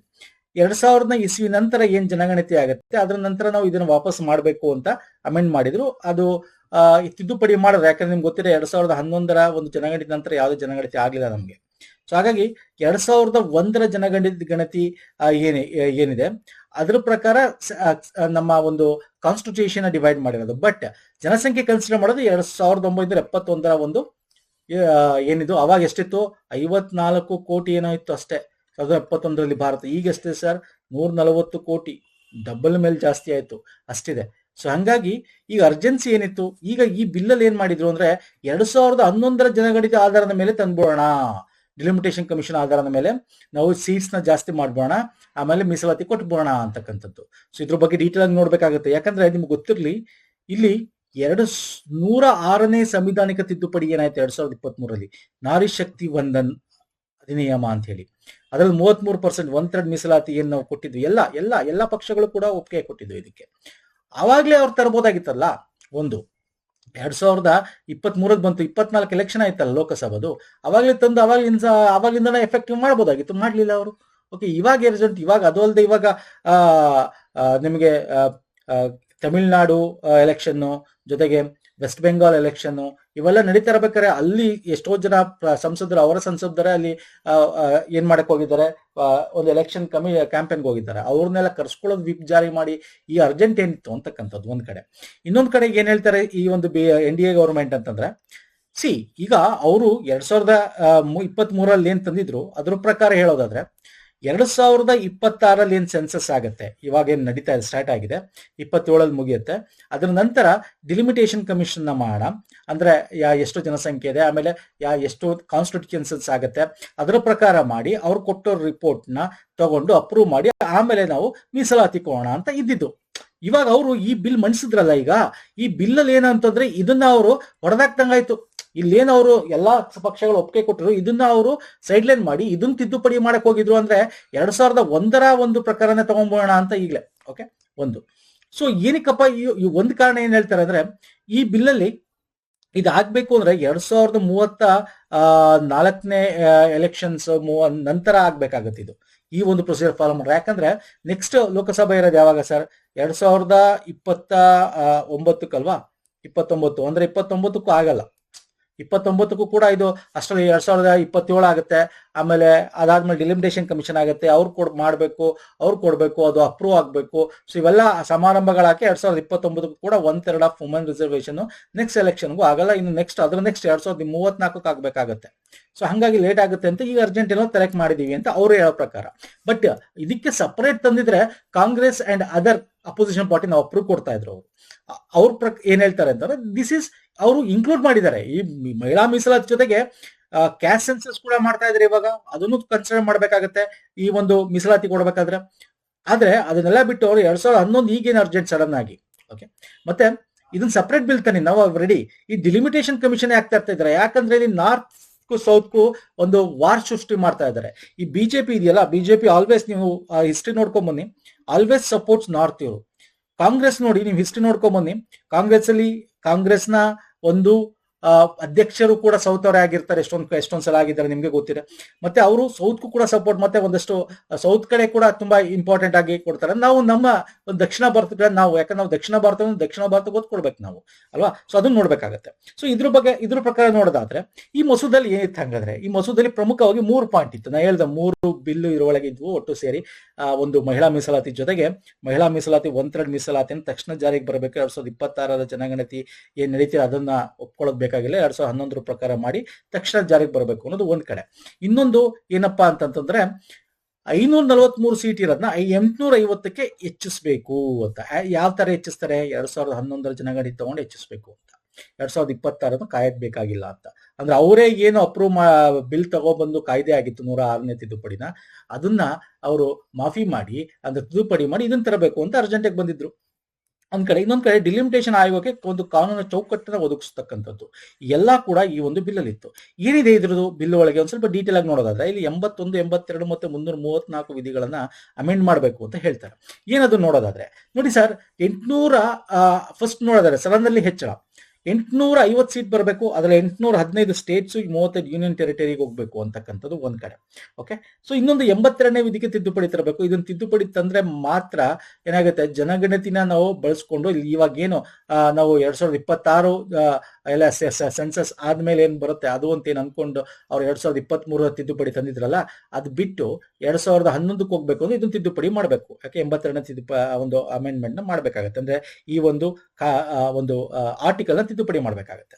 ಇನ್ನು ಈ ಒಂದು ಮೀಸಲಾತಿನ ತ್ವರಿತವಾಗಿ ತರಬೇಕು ಅಂದ್ರೆ 334 ಏನು ಕೂಡ ತರಬೇಕಾಗತ್ತೆ. ಯಾಕಂದ್ರೆ ಅವರು 2023 ಈ ಒಂದು ಬಿಲ್ ಏನಿತ್ತು ವುಮೆನ್ ರಿಸರ್ವೇಶನ್ ಬಿಲ್, ಅದನ್ನ ಆಕ್ಟ್ ಆಗಿತ್ತಲ್ಲ, ಅದರಲ್ಲಿ 2026 ಸೆನ್ಸಸ್ ನಂತರ ಅಂತ ಇತ್ತಲ್ಲ, ಅದನ್ನ ಪುನಃ ತಿದ್ದುಪಡಿ ಮಾಡಿ 334 2011 ತಿದ್ದುಪಡಿಗೆ ಅವ್ರು ಮಾಡ್ಬೇಕಾಗುತ್ತೆ ತಕ್ಷಣವೇ ಬರೋಕೆ ಅಂತ. ಸೊ ಇದು ಇದ್ರೊಳಗಿರ್ತಕ್ಕಂಥ ಒಂದು ಬಿಲ್. ಹಾಗಾಗಿ ಈ ಪ್ರಮುಖವಾಗಿ ಈ ಡಿಲಿಮಿಟೇಷನ್ ಕಮಿಷನ್ ಆಗಿರ್ಬೋದು, ಮತ್ತೆ ಒಂದು ಸೀಟ್ಗಳ ಹೆಚ್ಚಳ, ಇದಕ್ಕೆ ಅಪೋಸಿಷನ್ ಪಾರ್ಟಿಗಳು ವಿರುದ್ಧ ಮಾಡಿತ್ತು. ಸೊ ಇದ್ರ ಜೊತೆಗೆ ಡಿಲಿಮಿಟೇಷನ್ ಕಮಿಷನ್ಗೆ ಯಾಕೆ ವಿರೋಧ ಮಾಡ್ತಾರೆ ಅಂದ್ರೆ, ಒಂದು ಇದರಲ್ಲಿ ಒಂದಷ್ಟು ಇಂಪಾರ್ಟೆಂಟ್ ಪಾಯಿಂಟ್ಗಳನ್ನ ಆಡ್ ಮಾಡ್ತಾರೆ. ಏನ್ ಆಡ್ ಮಾಡ್ತಾರೆ ಅಂದ್ರೆ, ಈ ಡಿಲಿಮಿಟೇಷನ್ ಕಮಿಷನ್ಗೆ ಕಾನೂನಿನ ಚೌಕಟ್ಟು ಕೊಡ್ತಾರೆ. ಏನ್ ಚೌಕಟ್ಟು ಕೊಡ್ತಾರೆ? ಇದಕ್ಕೆ ಅಧ್ಯಕ್ಷರು ಸರ್ವೋಚ್ಚ ನ್ಯಾಯಾಲಯದ ನ್ಯಾಯಾಧೀಶರು ಇರ್ತಾರೆ, ಅವರು ಸರ್ವಿಸದಾರ ಇರಬಹುದು ಅಥವಾ ನಿವೃತ್ತರಾಗಿರ್ಬೋದು, ಅವರು ಅಧ್ಯಕ್ಷರಾಗಿರ್ತಾರೆ. ಜೊತೆಗೆ ಮುಖ್ಯ ಚುನಾವಣಾ ಆಯುಕ್ತರು ಮತ್ತೆ ಆ ರಾಜ್ಯಕ್ಕೆ ಬಂದಾಗ ಆ ರಾಜ್ಯ ಚುನಾವಣಾ ಆಯುಕ್ತರು ಇರ್ತಾರೆ, ಅವರು ಎಕ್ಸ್ ಅಫಿಷಿಯೋ ಮೆಂಬರ್ ಆಗಿರ್ತಾರೆ. ಇವು ಮೂರು ಇಂಪಾರ್ಟೆಂಟ್. ಓಕೆ, ಯಾಕಂದ್ರೆ ಅದು ನೆಕ್ಸ್ಟ್ ಈಗ ಆ ಒಂದು ರಾಜ್ಯದಲ್ಲಿ ಮಾಡ್ತಾ ಇದ್ರೆ, ಓಕೆ, ಆ ಒಂದು ಸೀಮಾ ವಲಯವನ್ನ ಗುರುತು ಮಾಡ್ತಾ ಇದ್ರೆ ಆ ರಾಜ್ಯಕ್ಕೆ 5 ಸಂಸದ 5 ಶಾಸಕರು ಕೂಡ ಇರ್ತಾರೆ. ಬಟ್ ಇವ್ರಿಗೆ ವೋಟಿಂಗ್ ರೈಟ್ಸ್ ಇಲ್ಲ. ವೋಟಿಂಗ್ ರೈಟ್ಸ್ ಇರೋದು 1+2 ಏನಿದ್ದಾರೆ ಇವ್ರಿಗೆ ಮಾತ್ರ. ಸೊ ಹಾಗಾಗಿ ದಿಸ್ ಇಸ್ ವೆರಿ ಇಂಪಾರ್ಟೆಂಟ್. ಈ ಕಮಿಷನ್ ಅಲ್ಲಿ ಯಾರು ಇರ್ತಾರೆ ಅಂತ ಎಕ್ಸಾಮ್ ಅಲ್ಲಿ ಕೇಳಬಹುದು. This are all very important point ಸ್ನೇಹಿತರೆ. ಇನ್ನು ಇದು ಬಿಟ್ಟು ಸೀಟುಗಳು ಏನು 1/3 ಮಾಡ್ತಾರಲ್ಲ, ಅದನ್ನ ಒಂದು SC/ST ಸೀಟ್ಗಳು ಕೂಡ ರಿಸರ್ವೇಶನ್ ಇದೆ. ಅದನ್ನ ರೊಟೇಷನ್ ಆಧಾರದ ಮೇಲೆ ಮಹಿಳೆಯರು ಕೂಡ ಬರಬೇಕು ಅಂತಕ್ಕಂಥದ್ದು 1/3 ರಿಸರ್ವೇಶನ್ ಅಡಿಯಲ್ಲಿ ಇದನ್ನ ಮಾಡ್ತಕ್ಕಂಥದ್ದು. ಮತ್ತೆ ಈ ಡಿಲಿಮಿಟೇಷನ್ ಕಮಿಷನ್ ಏನು ಆದೇಶ ಹೊರಡಿಸುತ್ತಲ್ಲ, ಅದು ಅಪ್ರೂವ್ ಆಗಿ ಗೆಜೆಟ್ ಅಲ್ಲಿ ಪ್ರಕಟಿಸಲಾಗುತ್ತಾಗ ಅದಕ್ಕೆ ಯಾವುದೇ ರೀತಿ ನ್ಯಾಯಾಲಯದಲ್ಲಿ ಪ್ರಶ್ನಿಸಲಾಗಲ್ಲ. ಅಂದ್ರೆ ವಿತೌಟ್ ನಾವು ಒಂದು ಕಾನೂನಿನ ಒಂದು ರಿವ್ಯೂ ಓಕೆ ಇರಲ್ಲ ಇದಕ್ಕೆ ಅಂತಕ್ಕಂಥದ್ದು. ಅಂದ್ರೆ ಅದೇ ಫೈನಲ್ ಅಂತಕ್ಕಂಥದ್ದು. ಇದಿಷ್ಟು ಈ ಬಿಲ್ಗಳಲ್ಲಿ ಇತ್ತು ಸ್ನೇಹಿತರೆ. ಇದಕ್ಕೆ ವಿರೋಧ ಮಾಡಿದ್ದೆವು ಏನಕ್ಕೆ ಅಂತ ಈಗ ಒಂದು ಮುಖ್ಯವಾದ ಪಾಯಿಂಟ್ ನೋಡ್ತಾ ಹೋದ್ರೆ, ಇಲ್ಲಿ ನಾವೊಂದು ನಿಮಗೆ ಕೊಟ್ಟಿದ್ದೀನಿ. ಈಗ 543 ಸೀಟ್ಗಳನ್ನ 580 ಮಾಡಬೇಕು ಅಂದ್ರೆ, ಓಕೆ, ಅದರಲ್ಲಿ ಆ ಜನಸಂಖ್ಯೆ ಕನ್ಸಿಡರ್ ಮಾಡ್ತಾರೆ. ನಿಮಗೆ ಗೊತ್ತಿದೆ, ದಕ್ಷಿಣ ಭಾರತದ ರಾಜ್ಯಗಳೇನಿವೆ ಜನಸಂಖ್ಯೆನ ಅವರು ಕಂಟ್ರೋಲ್ ಮಾಡಿದ್ದಾರೆ. ಓಕೆ, ಹೆಲ್ತ್ ನ ಚೆನ್ನಾಗಿ ಇಂಪ್ರೂವ್ ಮಾಡಿದ್ದಾರೆ. ಹಂಗಾಗಿ ಇಲ್ಲಿ ಏನಾಗಿದೆ, ಜನಸಂಖ್ಯೆ ಕಮ್ಮಿ ಆಗ್ತಾ ಬರ್ತಾರೆ over the period of time. But north ಅಲ್ಲಿ ಹಂಗಲ್ಲ. UP, ಬಿಹಾರ್ ನೀವೆಲ್ಲ ತಗೊಂಡ್ರೆ, ಇಲ್ಲಿ MP ಇವೆಲ್ಲ ತಗೊಂಡ್ರೆ ಹೈಯೆಸ್ಟ್ ಜನಸಂಖ್ಯೆ ಇನ್ನು ಹೆಚ್ಚಿಗೆ ಜಾಸ್ತಿನೇ ಆಗ್ತಾ ಇದೆ. ಸೊ ಜನಸಂಖ್ಯೆ ಆಧಾರದ ಮೇಲೆ ಇವ್ರು ಹೆಚ್ಚಳ ಮಾಡಿದ್ರೆ ನಮ್ಮ ಓವರ್ ಆಲ್ ದಕ್ಷಿಣ ಭಾರತಕ್ಕೆ 66 ಸೀಟ್ ಮಾತ್ರ ಹೆಚ್ಚಾಗುತ್ತೆ. ಆದ್ರೆ ಉತ್ತರ ಭಾರತಕ್ಕೆ 200 ಸೀಟ್ ಹೆಚ್ಚಾಗುತ್ತೆ. ಸೊ ಅಲ್ಲಿಗೆ 543ರಲ್ಲಿ 580 ಆದ್ರೆ ಇಲ್ಲಿ ನೋಡಿ 250% ಗಿಂತ ಜಾಸ್ತಿ ನಮಗೆ ಉತ್ತರ ಭಾರತಕ್ಕೆ ಸೀಟ್ ಸಿಗುತ್ತೆ. ಆಗ ಯಾಕೆ ಅಂತ ಹೇಳ್ತೀನಿ ನೋಡಿ. ಈಗ ಫಾರ್ ಎಕ್ಸಾಂಪಲ್ ನೀವು ದಕ್ಷಿಣ ಭಾರತ ರಾಜ್ಯಗಳಲ್ಲಿ ನೋಡಿ, ಈಗ ಇನ್ಕ್ರೀಸ್ ಆಗುತ್ತಲ್ಲ ಜನಸಂಖ್ಯೆ ಆಧಾರದ ಮೇಲೆ, 39 ತಮಿಳುನಾಡಲ್ಲಿ 50 ಆಗುತ್ತೆ, 11 ಇನ್ಕ್ರೀಸ್ ಆಗುತ್ತೆ. ಪರ್ಸೆಂಟೇಜ್ ವೈಸ್ ನೋಡಿದ್ರೆ, ಪರ್ಸೆಂಟೇಜ್ ಅಂದ್ರೆ ಏನೋ, ಈಗ 543ರಲ್ಲಿ 39 ಇದೆಯಲ್ಲ, ನೆಕ್ಸ್ಟ್ ಅದೇ 850ರಲ್ಲಿ 50 ಆಗುತ್ತಲ್ಲ, ಅವಾಗ ಪರ್ಸೆಂಟೇಜ್ ವೈಸ್ ನೋಡಿದ್ರೆ ಕಮ್ಮಿ ಆಗುತ್ತೆ. ಯಾವುದು 11 ಸೀಟು ಲಾಸ್ ಆದಂಗೆ ಆಗುತ್ತೆ ಪರ್ಸೆಂಟೇಜ್ ವೈಸ್ ನೋಡಿದ್ರೆ ಅಲ್ಲಿಗೆ ತಮಿಳುನಾಡಿಗೆ. ಕಂಪೇರ್ ಟು ನೀವು ಮಹಾರಾಷ್ಟ್ರ ತಗೊಳ್ಳಿ ನೋಡಿ. ಈಗ ಸಿಂಪಲ್ ಆಗಿ ಹೇಳ್ತೀನಿ ನೋಡಿ, ವೆಸ್ಟ್ ಬೆಂಗಾಲ್ 42 ಇದೆ, ಓಕೆ, ಮಹಾರಾಷ್ಟ್ರ 48 ಇದೆ. ಏನಪ್ಪ ಒಂದು 5-6 ಸೀಟ್ ಹೆಚ್ಚು ಕಮ್ಮಿ ಅಷ್ಟೇ. ಆದ್ರೆ ಇಲ್ಲಿ ಜಾಸ್ತಿ ಕೊಡ್ತಾ ಇರೋದು ನೋಡಿ, ವೆಸ್ಟ್ ಬೆಂಗಾಲ್ 63, ಮಹಾರಾಷ್ಟ್ರಗೆ 78, ಅಂದ್ರೆ 30-21, ಅಂದ್ರೆ 9 ಸೀಟ್ ಜಾಸ್ತಿ ಕೊಡ್ತಾ ಇದ್ರೆ ಇವ್ರಿಗೂ 6 ಸೀಟ್ ಮಾತ್ರ ವ್ಯತ್ಯಾಸ. ಇಲ್ಲಿ ನೋಡ್ರೆ 9 ಸೀಟು ಅಂದ್ರೆ ಏನರ್ಥ, ಇಲ್ಲಿ ನಿಮಗೆ ತುಂಬಾ ವೇರಿಯೇಷನ್ಸ್ ಬರುತ್ತೆ. ಇಲ್ಲಿ ನೋಡೋದಾದ್ರೆ ಏನಕ್ಕೆ ಇದು ಇಂಪಾರ್ಟೆಂಟ್ ಅಂದ್ರೆ, ಬಿಜೆಪಿ ಎಷ್ಟು ನಾಟಕ ಆಡ್ತಾ ಇದೆ ಅನ್ನೋದಕ್ಕೆ ಹೇಳ್ತಾ ಇರೋದು. ಇಲ್ಲಿ ನಾನು I am talking about in neutral. Okay, BJP ಅವ್ರು ಚೆನ್ನಾಗಿ ಮಾಡಿದ್ರು ಹೊಗಳದ, ಅವರು ಈ ತರ ಏನಾದ್ರು ನಾಟಕಗಳಾಡಿದ್ರೆ ಅವ್ರನ್ನ ತೆಗಳೋಣ. ಓಕೆ, ಸೊ ಅದು ಯಾವುದೇ ಪಕ್ಷ ಆಗಿರ್ಬೋದು. ಸೊ ಇಲ್ಲಿ ನೋಡಿ, ತಮಿಳುನಾಡು ಮತ್ತೆ ಕೇರಳ, ಆಂಧ್ರ, ಒಡಿಶಾ ಇಲ್ಲೆಲ್ಲ ನೋಡಿದ್ರು ಮ್ಯಾಕ್ಸಿಮಮ್, ಪಂಜಾಬ್ ಇಲ್ಲೆಲ್ಲ ನಾನ್ ಬಿಜೆಪಿ ಸ್ಟೇಟ್ಸ್. ಎಸ್ಪೆಷಲಿ ನಮಗೆ ಸೌತ್ ಕರ್ನಾಟಕದಲ್ಲಿ ಬಂದ್ರೆ, ಸೌತ್ ಇಂಡಿಯಾಗೆ ಬಂದ್ರೆ, ಕರ್ನಾಟಕ ಬಿಟ್ಟು ನಮಗೆ ಲೋಕಸಭೆಗೆ ಬೇರೆ ಎಲ್ಲಾ ರಾಜ್ಯಗಳಲ್ಲೂ ಕೂಡ ಬಿಜೆಪಿಗೆ ಸೀಟೇ ಬರಲ್ಲ, ಇಲ್ಲೊಂದು ಬರುತ್ತೆ. ಸೊ ಇಂಥ ಕಡೆ ಇದ್ದಾಗ ಇಲ್ಲಿ ಸೀಟ್ಗಳು ಕಮ್ಮಿ ಮಾಡಿ, ಇಲ್ಲಿ ನೋಡಿ, ಈಗ ಗುಜರಾತ್ ತಗೊಳ್ಳಿ, ಜಾರ್ಖಂಡ್ ತಗೊಳ್ಳಿ, ಮಹಾರಾಷ್ಟ್ರ ತಗೊಳ್ಳಿ, ಡೆಲ್ಲಿ ತಗೊಳ್ಳಿ, ಮಧ್ಯಪ್ರದೇಶ, ರಾಜಸ್ಥಾನ್ ತಗೊಳ್ಳಿ, UP, ಬಿಹಾರ್ ತಗೊಳ್ಳಿ, ಎಲ್ಲ ನಿಮಗೆ ಬಿಜೆಪಿ ರಿಲೇಟೆಡ್ ಸ್ಟೇಟ್ಗಳು. ಅಲ್ಲಿ ಸೀಟ್ ಜಾಸ್ತಿ ಆದಾಗ ಅವ್ರಿಗೆ ಈಗ ನೆಕ್ಸ್ಟ್ ಎಲೆಕ್ಷನ್ ನಡೆದಾಗ ಈ ಕಡೆಯಿಂದ ಸೌತ್ ಕಡೆಯಿಂದ ಬರ್ದೋರು ಪರವಾಗಿಲ್ಲ, ಅವ್ರಿಗೆ ಮೆಜಾರಿಟಿ ನಾರ್ತ್ ಅಲ್ಲೇ ಸಿಕ್ಬಿಡುತ್ತೆ. ಸೊ ಇದು ಒಂದು ಫಂಡ ಇದೆ. ಸೊ ಹಾಗಾಗಿ ನೋಡಿದ್ರೆ ನಾವು ಸೌತ್ ಇಂಡಿಯನ್ಸ್ ಸೊ ಈಗ ನಿಂತ್ಕೋಬೇಕಾಗತ್ತೆ ಇದ್ರ ವಿರುದ್ಧ. ಸೊ ಮೇನ್ ಫಂಡ ಏನು, ಕಾಂಗ್ರೆಸ್ ಹೇಳ್ತಿರೋದನ್ನು, ನಮ್ದು ಯೂನಿಟಿ ಭಾರತ, ವಿವಿಧ ಒಂದು ರಾಜ್ಯಗಳನ್ನು ನಡೀತಾ ಇರ್ತಕ್ಕಂಥದ್ದು. ಸೊ ಯಾವುದೇ ರಾಜ್ಯಕ್ಕೂ ಎಸ್ಪೆಷಲಿ ನಾರ್ತ್ ಈಸ್ಟ್ ಸ್ಟೇಟ್ಸ್ ಮತ್ತೆ ಸೌತ್ ಇಂಡಿಯಾಗೆ ತುಂಬಾ ಇದರಿಂದ ಅನಾನುಕೂಲ ಆಗುತ್ತೆ. ಜನಸಂಖ್ಯೆ ಆಧಾರ ಮಾಡೋದ್ ಬಿಟ್ಟು 50% ರೈಸ್ ಮಾಡಿ. ಈಗ ಏನಿದೆ ಇಲ್ಲಿ ಇವ್ರಿಗೆ 50% ರೈಸ್ ಮಾಡಿ. ಹಂಗೆ ನಮ್ದು ಏನಿದೆ ಇಲ್ಲಿ ಕರ್ನಾಟಕದಲ್ಲಿ ಎಷ್ಟಿದೆ, ಕರ್ನಾಟಕದಲ್ಲಿ 28 ಇದೆ, 42 ಮಾತ್ರ, -2 ಆಗ್ತಾ ಇದೆ ನಮ್ದು. ಈಗ 28 ಇರೋ 42 ಬೇಡ ನಮ್ಗೆ, 20, 48, 56 ಕೊಡಿ ಅಂತ. ಹಂಗೆ ಎಲ್ಲರಿಗೂ 50% ರೈಸ್ ಮಾಡಿ. ಅವಾಗ ಈಕ್ವಲ್ ರೆಪ್ರೆಸೆಂಟೇಷನ್ ಆಗುತ್ತೆ ಲೋಕಸಭೆಯಲ್ಲಿ. ಇಲ್ಲ ಅದರ್ವೈಸ್ ಅವ್ರದೇ ತುಂಬಾ ಜಾಸ್ತಿ ಆಗುತ್ತೆ ಅಂತಕ್ಕಂಥದ್ದು. ಇಲ್ಲಿ ನೋಡಿ, ನಿಮ್ಗೆ ಇಲ್ಲೂ ಕೂಡ ಮ್ಯಾಪ್ ಅಲ್ಲಿ ನಾನು ತೋರಿಸ್ತಾ ಹೋಗ್ತೀನಿ ನಿಮ್ಗೆ. ಇಲ್ಲಿ ನೋಡಿ, ಈಸ್ಟ್ ಇಂಡಿಯಾಗೆ ಈಗ ಏನಿದೆ, as A share of 543 seat ಪ್ರಕಾರ 14.4 ಇದೆ. ಅದು 13.2 ಆಗುತ್ತೆ. ಎಸ್ಪೆಷಲಿ ಸೌತ್ ಬಂದು ನೋಡಿ, ಸೌತ್ ಅಲ್ಲಿ 24.3 ಇದೆ, 20 ಇದೆ, 4% ಲಾಸ್ ಆಗ್ತದೆ. ಅದೇ ನೀವು ನಾರ್ತ್ ಬಂದು ಹಿಂದಿ ಸ್ಟೇಟ್ಸ್ ಅಂತ 38 ಇರೋದು 43 ಹೆಚ್ಚಿಗೆ ಆಗ್ತದೆ. ಓಕೆ, ನಾರ್ತ್ ಈಸ್ಟ್ ಸ್ಟೇಟ್ಸ್ ಒಂದ್ ಸೆಕೆಂಡ್ ಕಮ್ಮಿ ಆಗುತ್ತೆ ಇಲ್ಲೂ ಕೂಡ, ನಾರ್ತ್ ಈಸ್ಟ್ ಸ್ಟೇಟ್ಸ್. ಸೊ ಹಂಗೆ ನಾರ್ತ್ ನಾನ್ ಹಿಂದಿಗೆ ಹೋದ್ರೆ ಅಲ್ಲೂ ಕೂಡ ಸ್ವಲ್ಪ ರೈಸ್ ಇದೆ. ಅಂದ್ರೆ ಎಸ್ಪೆಷಲಿ ನಾರ್ತ್ಗೆ ತುಂಬಾ ಸೀಟ್ಸ್ಗಳು ಸಿಗ್ತಕ್ಕಂಥದ್ದು. ಸೊ ಇದು ಬೇಕಾಗಿಲ್ಲ ಅಂತ. ಸೊ ಇದನ್ನ ವಿರೋಧ ಮಾಡ್ತಾರೋ DMK ಆಗಿರ್ಬೋದು, ಓಕೆ, ಕರ್ನಾಟಕದಲ್ಲಿ ಸಿದ್ದರಾಮಯ್ಯ ಆಗಿರ್ಬೋದು, ಅಲ್ಲ ಮತ್ತೆ ಕೇರಳದಲ್ಲಾಗಿರ್ಬೋದು, ಓಕೆ, ಮತ್ತೆ ಹೈದರಾಬಾದ್ ಅಂದ್ರೆ ನಮ್ಮ ತೆಲಂಗಾಣ ಆಗಿರ್ಬೋದು. ಬಿಡಿ, ಆಂಧ್ರ ಪ್ರದೇಶದ ಅತ್ತೆ ಕಡೆ 6 ಕೊಟ್ರೆ, ಅತ್ತೆ ಕಡೆ ಸೊಸೆ ಕೊಟ್ಟರೆ 3 ಕೊಟ್ರೆ, ಆ ಚಂದ್ರಬಾಬು ನಾಯ್ಡು ಅವರುಗಳೆಲ್ಲ ಅವರು ಅದೇ ಕೆಲಸ ಮಾಡೋದು. ಒಂದ್ಸಲ ಇವರು ಸಪೋರ್ಟ್ ಕೊಡ್ತಾರೆ, ಒಂದ್ಸಲ ಅವರು ಸಪೋರ್ಟ್ ಕೊಡ್ತಾರೆ. ಸೊ ಹಾಗಾಗಿ ದಿಸ್ ಇಸ್ ದ ಫಂಡ. ಈ ಒಂದು ಫೆಡರಲಿಸಮ್ಗೆ ಎಫೆಕ್ಟ್ ಆಗುತ್ತೆ ಅಂತ ಹೇಳಿ, ಅಸಮಾನತೆಗೆ ಇದಾಗುತ್ತೆ ಅಂತ ಹೇಳಿ ಮೋಸ್ಟ್ ಆಫ್ ದ ಇವನ್ ಮಿತ್ರ ಪಕ್ಷಗಳ ಒಂದಷ್ಟು ಜನ ಕೂಡ ವೋಟ್ ಹಾಕಿಲ್ಲ ಬಿಜೆಪಿಗೆ, ಈ ತರ ನೋಡೋದಾದ್ರೆ. ಸೊ ಹಾಗಾಗಿ ಈ ಒಂದು ಬಿಲ್ಗೆ ಏನಾಗಿದೆ, ಸಮಾಪ್ತ ಆಗಿದೆ. ಅಂಡ್ ಈ ಬಿಲ್ಲು ಫೇಲ್ ಆಗಿದೆ. ಯಾಕಂದ್ರೆ ಲೋಕಸಭೆಲೆ ಫೇಲ್ ಆಯಿತು. ಕಾನ್ಸ್ಟಿಟ್ಯೂಷನ್ ಅಮೆಂಡ್ಮೆಂಟ್ ಬಿಲ್ ಅಂದ್ರೆ ನಿಮ್ಗೆ ಗೊತ್ತಿದೆ, ಲೋಕಸಭಾ ಪಾಸ್ ಆಗಬೇಕು, ರಾಜ್ಯಸಭಾ ಇಂಡಿವಿಜುವಲಿ ಪಾಸ್ ಆಗಬೇಕು. ಒಂದ್ರಲ್ಲಿ ಫೇಲ್ ಆದ್ರೂ ಕೂಡ ಇದು ಏನು ಬಿಲ್ನ ಮಾಡಕ್ಕಾಗಲ್ಲ. ಓಕೆ, ಇದು ಗೊತ್ತಿರಲಿ. ಸೊ ಈಗ ಸ್ಟೇಟ್ಸ್ಗಳು ಏನ್ ಹೇಳ್ತಾ ಇದೆ, 50% ರೈಸ್ ಮಾಡಿ, 850 ಮಾಡಿ. ಎಲ್ಲಾ ಸ್ಟೇಟ್ಗಳಲ್ಲೂ ಈಗೇನಿದೆ ಪ್ರತಿಯೊಂದಕ್ಕೂ 50% ರೈಸ್ ಮಾಡಿ. ಓಕೆ, ಆ ಜನಸಂಖ್ಯೆ ಆಧಾರ ಮಾಡಬೇಡಿ. ನಾವು ಕೆಲಸ ಮಾಡಿರೋ ಸೌತ್ ದಕ್ಷಿಣ ಭಾರತದಲ್ಲಿ ತಪ್ಪ ಅನ್ನೋ ರೀತಿ ಪ್ರಶ್ನೆ ಆಗ್ತಾ ಇರೋದು. ಯಾಕಂದ್ರೆ ನಮಗೆ ಫೈನಾನ್ಸ್ ಕಮಿಷನ್ ಅಲ್ಲಿ ಕೂಡ ಹಾಗೆ ಆಗಿರೋದು ಅಲ್ವಾ. ದುಡ್ಡು ನಮ್ಮ ಹತ್ರ ಜಾಸ್ತಿ ಹೋಗುತ್ತೆ ಸೆಂಟರ್ಗೆ, ಅದು ನಮಗೆ ಸೌತ್ ಇಂಡಿಯಾ ಕೊಡೋದು ಕಮ್ಮಿ ಆಸ್ ಪರ್ ಜನಸಂಖ್ಯೆ, ಅದು ಇದು ಆ ತರ ಬೇರೆ ಬೇರೆ ಒಂದು ಇದನ್ನು ತಗೊಂಡು. ಓಕೆ, ಸೊ ಒಂದು ಇದು.